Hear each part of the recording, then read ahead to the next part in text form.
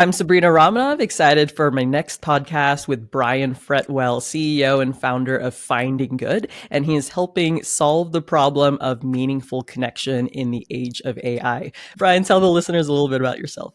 So I'm a facilitator, speaker trainer by trade. I've spent the last 5 years trying to build a framework for connection. Actually, I was a full-time facilitator for neuroleadership when the pandemic started, and I was traveling 40 weeks a year, and that shut off literally overnight. And so I started having a bunch of strangers from around the world do what I actually did an hour ago. I have a weekly call with 3 other friends that we share. We have 1 hour to talk about what went well the prior week, and we can only ask each other questions. And anyway, from that start, we had hundreds of people trying to do the same with strangers, and we built a framework for understanding connection over the last 3 or 4 years. And so now we don't just help companies understand it, we're actually moving into helping companies change how they interact so that connection can happen more, which then means people in the company have a higher clarity of value, because we think that's the actual measurement. Yeah, I'm curious how you define connection, because it seems like on one hand, with technology and everything, we're more connected than ever. But on the other hand, you have this paradoxical thing of loneliness being the new epidemic and impacting millions and millions of people. So like, how do you think about those concepts? What are your conversations with people like about those topics, which, there's some shame and embarrassment around as well? So I approach it from a neuroscience perspective. Like my consulting prior to 2020 with neuroleadership and Centis was all around neuroscience-based culture change and leadership, and sort of assessing cultural health based on these frameworks. And so when I look at connection, the way I explain it is actually through the kind of neural anthropological lens. So everything our brain has done developed was an adaptive function, right? So a survival function. So most people understand that humans need other humans for resources, right? So hundreds of years, thousands of years ago, we all sat around the campfire. And I know, Sabrina, if you're in my tribe, I'm more likely to survive because at the very least, you can stay up and watch for danger while I sleep and vice versa, right? We understand that as it relates to exchange of resources, right? The resource of time or going to kill the deer and coming back. But we also know that our brain needs connection at the same level it needs food or water. And to get an example of that, if you've had somebody leave or pass away, you likely say, I can't eat, I can't sleep, I can't think. And that's your brain actually kind of kicking into fight or flight mode. Research by Naomi Eisenberger. Your brain experiences physical pain and social pain very similarly. The same region of the brain that makes you hangry, right? That's called the DACC. Like what's happening is your fight or flight response is up. It's making you not the best person, right? But the question is like, why does your brain prioritize social pain at the same level as physical pain? Why does that make sense? Well, the explanation is if you and I are in the same pack and you go out and find blueberries and bring them back, like that's a good exchange of resources. But for me to survive, I actually need another resource from you. I need every bit about your experience finding those, right? I need to know where, I need to know how, I need to know how you found the confidence, what skill you used, how you kept moving when you didn't want to, how you didn't get eaten by the bear. And that's where it gets really kind of cool, the interaction, because when you go and get the resources and come back, your brain thinks about what you did wrong. But when I ask you what you did right, that experience adds value to me. If you've ever finished a race, like a running race or completed a goal, like right after you did that, you likely had the experience like within an hour where you were like, I could have done this better. I could have improved on this. Here's where I messed up. That's our brain's natural like negativity bias, is to kind of be self-judging, right? In the same, when you went and found the blueberries and came back by yourself, your brain, I could have gotten more. I should have improved here. But what happens when I say, Sabrina, tell me about how you found them? We start actually reinforcing the neural networks that that helps you find them in the future, right? That we actually need each other for that. And where we look at it is that exchange, we call it the mutual exchange of value, right?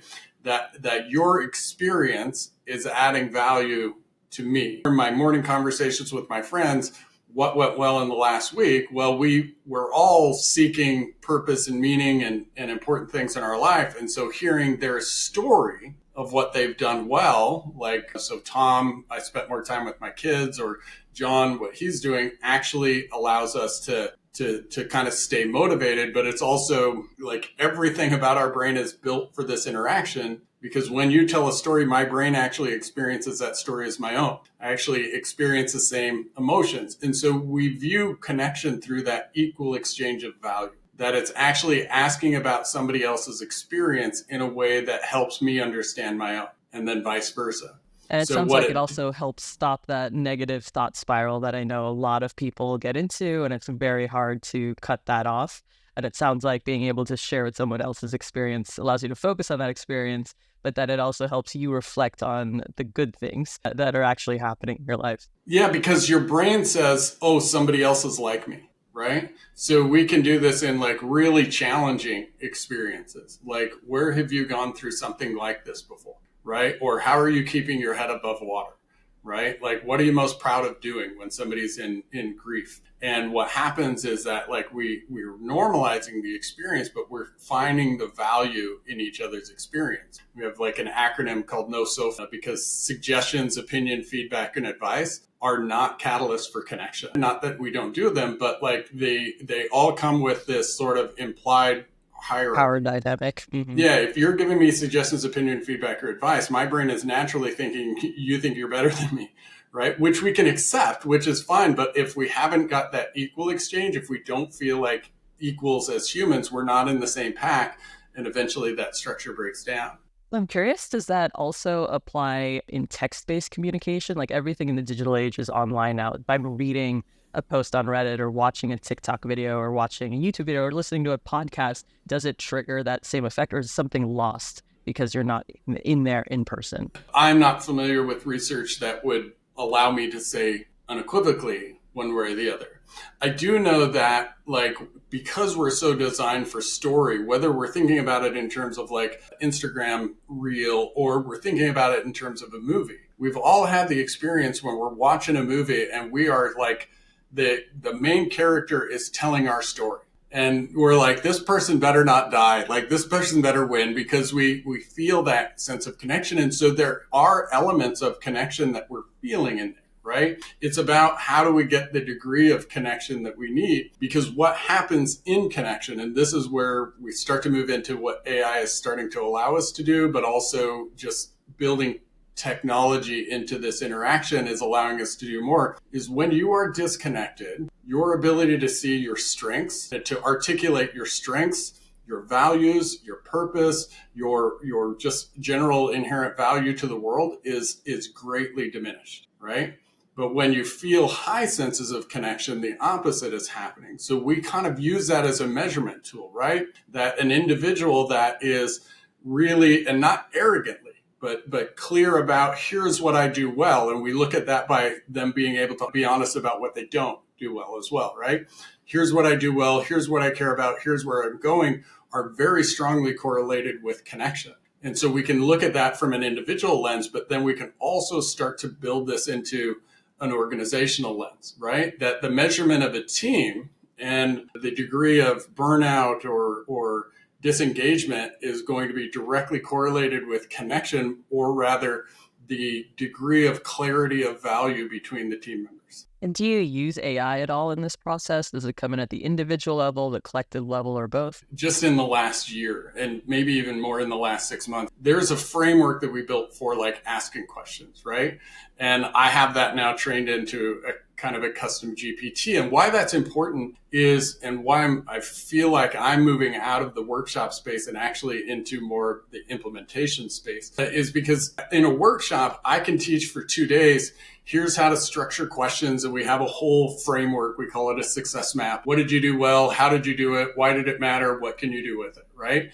And there's hundreds of questions that can be built on there. There's psychological safety that you build into there. There's a way of assessing that organizationally. But when I teach people that, and then, okay, go out and now apply it, like that shift, we've all been in those workshops, like, this is great. And then a month later, what the hell was that, right? That it's now, what I'm finding is that like, actually, if I approach an organization or even an individual and actually just say, okay, do this and do this. And here's where we start getting cool is like when they answer one of these questions. So to give you an example, the thing my wife and I are exploring right now is trying to find an app. We're trying to build it to where we have a text, right?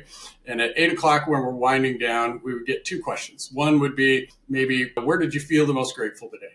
So I'd write that down and that would go into basically an Excel file, right? And then the other question would be, where did the other person bring you value today? Did they make you happier? And I would text that into there. And we would do that daily. And at the end of the week, we take that data right into a GPT, summarize it, and now I have a summary for the week so that when her and I sit down for coffee on Saturday, our ability to connect and engage immediately without having to think about what, like we have sort of pre-built questions and the software and the AI can actually build some conversation suggestions so we can get right into a deep, meaningful, and if you will, effective and productive conversation quicker. I love that. Right? Oh my gosh, I should do that with my husband. I also like that it gets you started without lingering too much. Like, let's say you woke up Saturday morning and you're not feeling it. You didn't have a good night's rest, or you got an email in the morning that stressed you out. But because of AI's help with kind of synthesizing all the information from the past week, it just shoves that in your face. Here's all the good stuff that happened to kind of get you out of that funk. Like where I see the technology is like we have different ways of structuring questions for safety, right? So for instance, what was the best thing that happened today? Is actually requires a lot of psychological safety because you have to, especially for engineers, they're like, well, what's the categories have? What means best and not, right? So I can make that easier and more safe by saying, what was one good thing that happened today, right? But if you've had a really hard day, those two questions suck. Like it feels like you're performing. So, and we've taught this in a lot of schools, like asking a kid, what is the least crappy thing that happened today? Right. And so the idea is that like with, easily trained into AI, the initial prompt would be kind of what level of question do you want today? Right. Like, oh, I had a rough day. Okay. How did you muddle through the garbage today? But that's still a positively oriented question, or rather a value oriented question. There's value for someone else in hearing your experience about how you got through it. And there's value for yourself in tracking how you're getting through things, right? Over time. The business application that we're, again, implementing, we call it a value exchange, right? So if you're in a group of 3, during the week, you get these little prompts of, hey, what is one thing that Sabrina did that brought you value? Or brought the team value? What did they do? And what was the impact, right? And so you upload that, and then you have to identify 1 or 2 things that you did for yourself, right? So I identify a couple of things for each team member. I identify something for myself. They identify things about me. Again, that goes into a database. And my team and I did this spring, not knowing we were actually going to use AI. And then one of the team members was like, hey, and took all of the data for each individual, uploaded into GPT, and we created what we call value summaries that use our language, right? That use only what we had written about each other and broke it down into really functional categories. That's so much of the process that we're trying to help build even into organizations and also with individuals are these constantly, I call them living documents, these evolving dashboards of here's where you're successful, here's where you got over challenges, here's the skills and abilities and the effort and the drive you used to get there, and here is the impact you've had on the world in your own language, but also in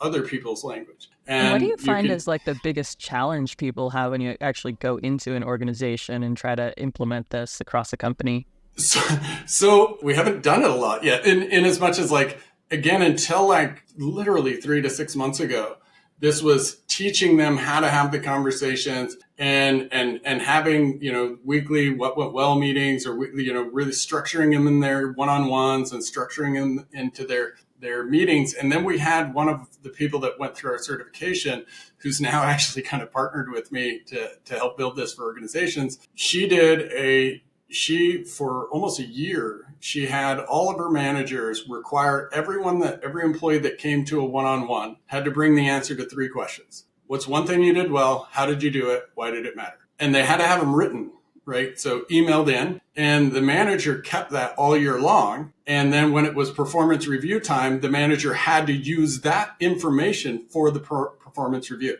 right? That's awesome. Yeah. Yeah. And that wasn't She came up with that. We were just like building the process. And so where we're at as a business, so this is both a startup and a like invention, right? So the worst of both worlds. But like where we're now, because it's no longer like the workshops can support it and the certification can certainly support it. But now because we can go in and utilize like a company's current system, right? Or we can utilize, if they're using Microsoft 365, organizationally, if we can work with, the tech team, we can build it in and then just even more just give instructions to the managers. Here's the questions you ask. Here's why, here's what you're going to look for and how to record it. And the more they do it and then they see the impact, then you actually start supporting it with the learning. Interesting application of AI because it's not trying to replace any particular person. It's using AI to supplement a manager's experience and ability to like connect and collaborate with their team and highlight wins and reframe the conversation just enough to focus more on the positives and gratitude and fostering like collaboration in a culture. So this is a really interesting application of AI. I really don't hear much about it. I don't know if anybody has ever said it, but I'm coining the term like tangible self-awareness, right? Because I think that's like, it's really fashionable right now in GPT. And I actually had a really cool use of like, based on what you know about me, predict my future. Based on what you know about me. This morning, that was like roast me, South Park style. That's funny. I don't know that. I want it to build me up, but maybe I'll use that one when I'm feeling too full of myself, if you will. We actually did a cool one the other day, which was, tell me an opportunity that I'm not seeing. And it actually came up with, and I posted this last week, and it was a really good way of sort of presenting to companies what we're actually trying to do. And it said, oh, a really good opportunity for you is to be the chief connection officer. And then I started to work with it and we created an outline for that position and key measurables. And why I thought that was so brilliant is because that most companies understand how important connection is. If we can move this into a much more measurable with these outputs, right? Because these value summaries that we create, like I use them to write a letter of recommendation for one of my employees. I look at mine all the time, right? And you can use them to be like, okay, I have this project. And now we have these, again, we can use AI to like outline who should be working on what based on their own, right? So there's so much autonomy that's in there. But the other part is like, because it's so fashionable to ask AI these questions about ourselves, right? That we're now creating these processes that allow us, say if you've worked for this company a year and they're implementing this process and you've got all of this data that things other people have said about you, things you've said about yourself, and you're sitting there a year from now wondering what to do next, you have just this wealth of information to then go back into a GPT or just look at your own and like, what could I do that I'm not thinking about, right? Yeah. So it's like a coach 24/7 and also documenting the long term. Because you mentioned performance reviews, and definitely one bias that's well known with them is recency bias. You kind of just tend to think about what happened or what fires were put out in the last 2 to 3 months, and you don't quite have that objective view of what truly happened throughout the entire year, like as early as January, February, a year before you're writing a performance review. And so what's the biggest challenge you've seen in terms of people using AI in this way? Oh yeah. So we have a kind of a membership area, right? That I'm just starting to build. So we have people that have been practicing this a long time, and I built 2 kind of custom GPTs. One is we have a assessment. It's called connector types. So it's really interesting to find out people's different. So we have natural ways of connecting. Some is listening, some is actually talking, some is planning, some is helping, right? So we built those so people have access to them, but like we realized really quickly, oh, I have to build training for how to use the GPT, right? And just this understanding that like the knowledge isn't the valuable thing anymore. And I feel like I just broadly, not just my industry, but all industries, like we're like this shift we're in so rapidly is that like the knowledge and almost even the IP is less and less valuable, right? It's now the application, because I built the GPTs and I'm like, look guys, this is everything. And I just was, what am I supposed to do with this? And like, oh, really? Okay, right? With anything new, especially in this, teaching people how to use this tool legitimately for themselves, and not in a because it helps me do something, or because it helps me, create a marketing material quicker, or helps me know what to ask, which quite honestly, when I built the GPT, like, oh, you can outline questions, it'll build a success map for your next meeting. But what I'm finding is perhaps more valuable is, again, if we do these value exchanges and we're doing this data, it's like we have this resource that is going to give you unbiased feedback. And by unbiased, I mean that like is going to help you see trends that you can't see on your own. Because we've said from the beginning, what we know is that because of how our brains are designed, us as individual people are the worst ones for seeing our strengths. Because we go into that negative spiral, overemphasizing the negative things. It's to our brain's advantage. And I always tell people, everyone is woken up between 10 and midnight, like in a cold sweat when they got a ton of things to do the next day,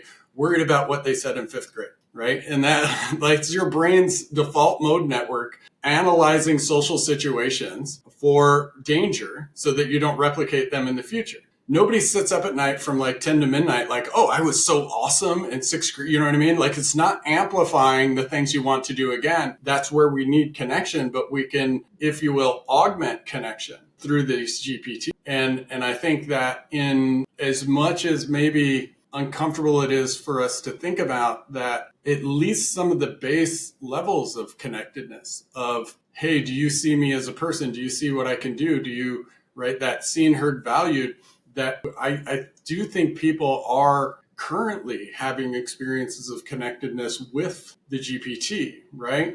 If we can use that to augment so that connection happens with real people more, right? I think some of the real drawbacks of loneliness and disconnection and the epidemic that is that can be, we can actually solve some of those bigger problems, right? Yeah, I wanted to touch on this. Obviously, it's a controversial topic around AI and companionship and developing feelings or some kind of emotional connection with a piece of technology. What is your thought on that in the context of the larger issue of loneliness? I don't know, if I'm honest. Like at my wife, so I'm married to a counselor as well. We were just talking about this because there were two things we saw. We saw someone had done this really interesting, I think it was like a YouTube video, but she talked about disconnected from her husband, started interacting with this GPT and had it play out this scenario where it was, this like person, and she fell in love with it. And in that interaction, she like realized, oh, I'm not feeling love at the level that I could as a human. Went back to her relationship and said, until this changes, like they started sleeping in separate rooms. And now it's easy to look at that and say, well, this is creating a fictitious. Well, it's actually creating the emotion that's available and seeing the challenge here, right?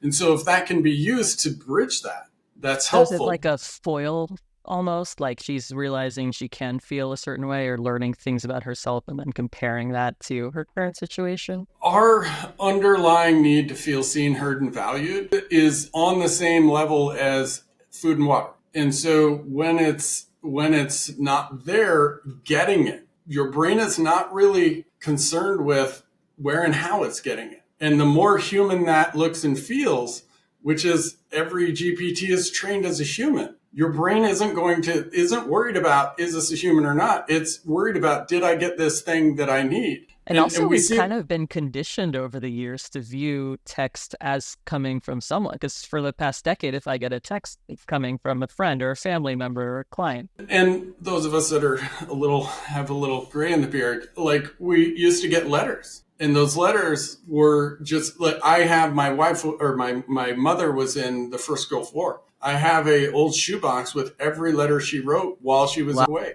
Right. And we all have similar stories like that. Right. And so I don't like the medium is secondary. Like, I think we can do these. It's the question is, how? Because the other thing that we watched was, I don't know if you saw it, but there was a 14-year-old kid that fell in love and then ended up, taking their own life. And so we have to monitor for that, but also use that as like this underlying need for connection isn't going away.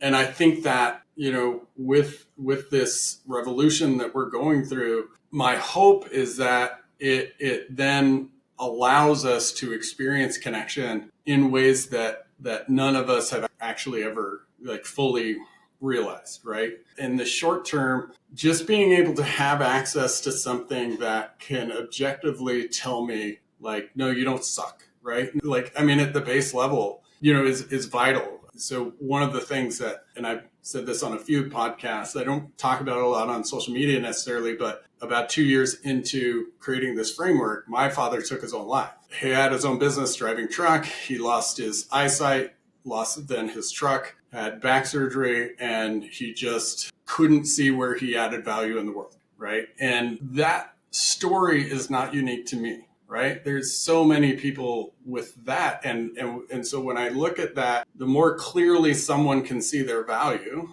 right? The more connected they are, right? And so that, like, if we can look at connection through that lens of what we call inherent value and approach it in a way that is more tangible for people, then I think we can, not just, my purpose on it was never to solve the loneliness or disconnection crisis, as weird as that sounds. It's actually to help people see connection as like the biggest strategic advantage you can have as a human being. Definitely sorry to hear that about your father. And it is really interesting, the mission that you have now to be able to use AI and technology to empower ourselves and have that 24/7 companion who's actually able to provide that objective guidance, like you're saying, and just remind us that we are valuable and that can be leveraged to build connections, be more productive, lead happier lives, build meaningful connections in real life. This is, to me, a super fascinating use of AI that I think doesn't get enough attention. To your point, there's a lot of content around use AI for XYZ, boost productivity in this way, but what is usually behind those productivity gains? It's a human at the end of the day. Right. It's a person with a narrative, with feelings, with connections and desires, many of which aren't fulfilled yet. There's shame around talking about these things, not feeling like you're valuable, especially in an age on social media where you can easily compare yourself to someone else's success that's kind of cherry picked for social media, and you feel worse about yourself. Like, it's a very real, documented phenomenon. And so it's really amazing to use a technology like AI to be that constant companion. Be like, stop looking at this stuff. Focus on the good stuff you did this week. Or at least balance it out, right? Our brain is so negatively biased that, and it's like the ratio is 7-1, right? So for every one negative, you need 7 positive to balance it out. If the AI can even just provide some objective balance. For listeners out there who want to get started with your framework, like just try it themselves in a small way, what do you recommend for them to get started? What's the easiest way to start doing this? Yeah, so to start it, to try it themselves. It always goes back to like my friends and I that I talked about this morning. We've been doing this every week for 8 years, and it's very simple, right? It is, you just show up and there's like 2 rules, right? You can only talk about what went well, and you can only ask questions. Simple. Now, I say that, and then I have to tell people that your definition of what went well is going to change, because you're likely going to show up and start talking about,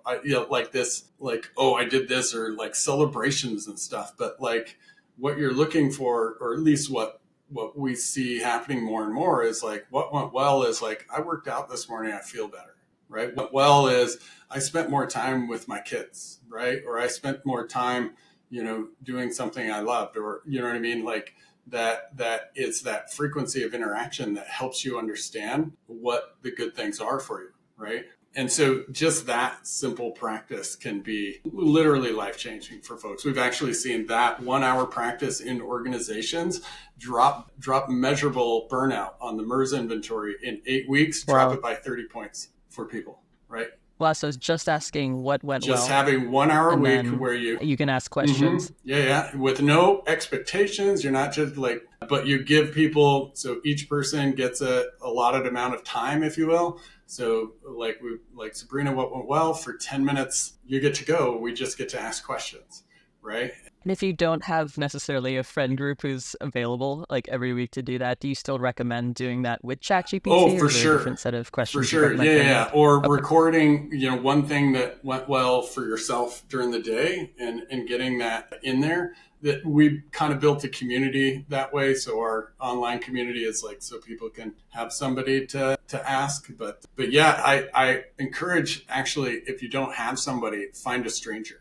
Really? Like, it's so surprisingly easier to have these conversations initially with a stranger. Why is that? Is it like, in the back of your head you can just go away, never have to see them again, or what is that? So yeah, so it's kind of two things. It's like, whenever once you've developed a relationship with somebody, you have implied contracts, right? So sort of habitual ways you've agreed to interact. Disrupting that, right, is now putting yourself at risk and asking for more energy. Those are the two things your brain hates doing: using more energy, and jumping in front of a bear, right?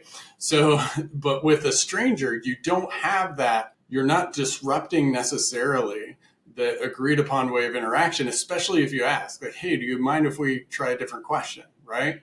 And then you just, here's why we're doing it. And then you get into kind of play and explore, like, can we try this like a few times? So somebody you just met that is willing to do it. We know that because when we did the experiments for the first 6 months in the pandemic, every week there were a stranger. We'd be people from Dublin talking to somebody and I'm from Idaho, right? From somebody in the middle of Nebraska, or somebody that they never met, that they're Wow. just now thrown on this Zoom call, and they got 10 minutes to ask the other person what went well, and the other person asked them. And I lost count of how many times that I'd jump into a Zoom room and you've got some like 40-year-old dude crying, Wow, right? that's Because they amazing. can be, they can be super powerful conversations, because we need our experience to have value. And we, as humans, we seek to contribute and add value wherever we're at. And if we don't feel like the contributions we're bringing or the value we're bringing has value to others, that's the damage. And that's separate from whether or not we actually have value, right? It's that, does our value produce external benefit that is recognized, right? And so when we're able to tell our story and that story helps somebody else, right? Or when we're able to ask somebody about their story and them telling it helps them, both instances create connection and help us feel like, in that moment, that we have value. I have a lot of light bulbs going off on my head right now because I floated this idea of a 100-day accountability group on social media, because you may not be in an environment where people are supportive of you doing something entrepreneurial, for example, doing something outside of the standard career path. The one thing I've been struggling with for a long time is, how do I make sure the group is self-sustaining and not just about one person at the top holding, 2 calls a week and teaching and that kind of thing. And I love that concept. Like, we could dedicate time each week where anyone who's available can drop in and share their weekly wins. People can ask questions, and that's it. Those are the only 2 rules. And it doesn't revolve around me, for example, if I'm the one running the group, right? Everybody who's willing to share, wants to share, can have their time to express their story, their wins. People can ask questions and congratulate them. And so my light bulbs were just going up as you were Yeah. talking about. And if you're doing it 100 days like that, and feel free to reach out, I can give you some questions, but simple, like a simple email or a text that goes out and says, what's one thing you did today? Like, but also letting them know the one thing I did today, like saying I stared at my computer for 5 minutes. I didn't actually do anything, but I was there, right? Is a valuable answer, because then if you have hundreds of people, right, with all of these different answers, you can summarize those and when I'm struggling to do something, oh, here's all the other ways that people kept the ball moving forward. And then at the end of the week, with those summaries, people can have smaller, creating these kind of subgroups where people, maybe they're working on similar stuff, and now they have a deeper conversation about, like, tell me what went well for you. And yeah, like, and so when you think about it that way, it becomes this like matrix structure. We're not forcing the conversation. Yeah. We're like, I want to know what you did well.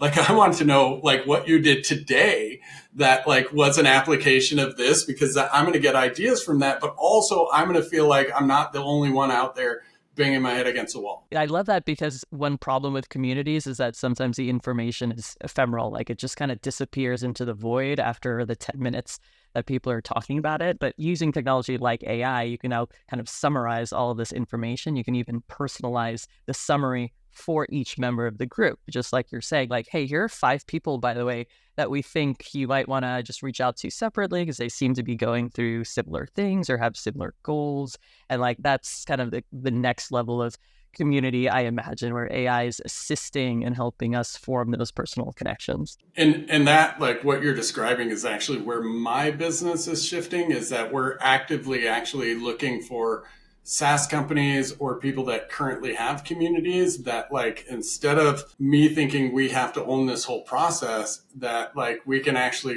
partner with them to build this into existing processes. Because that, if we can build it into what they're already doing, we know it's going to be more successful.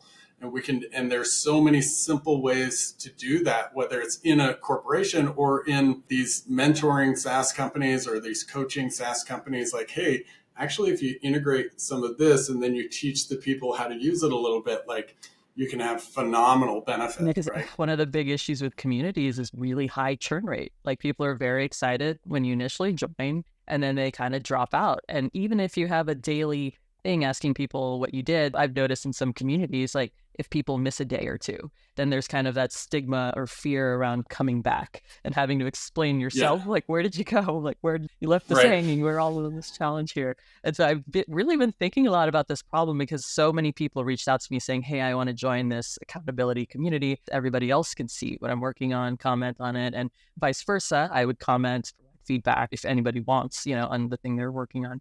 But the problem of like churn, people not getting value out of it, not actually developing relationships with people in the community, like, those are all top of mind for me. Well, and the thing that has to shift, and I've talked to a few different people running communities, and this is so counterintuitive. We think we're setting up a community, we have to add value, we have to engage, we have to get the knowledge. But for actual community to happen, each community member needs to be contributing.